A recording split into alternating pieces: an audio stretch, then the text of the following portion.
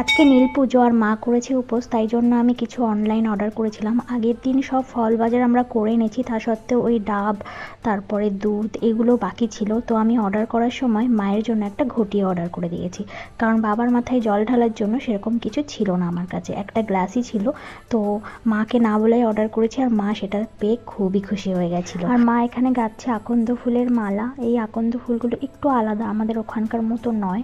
আর এটা এমনি জঙ্গলে হয়ে থাকে, কেউই নেয় না, এখানকার লোক জানেই না যে এটা দিয়ে পুজো দেওয়া যায়। তো যাই হোক, মা অনেক খুঁজে খুঁজে পেয়ে গেছে। আর তারপর আমরা চলে আসলাম মন্দিরে। আর মন্দিরটা আমাদের সোসাইটির ভেতরেই, তো একদমই কাছে।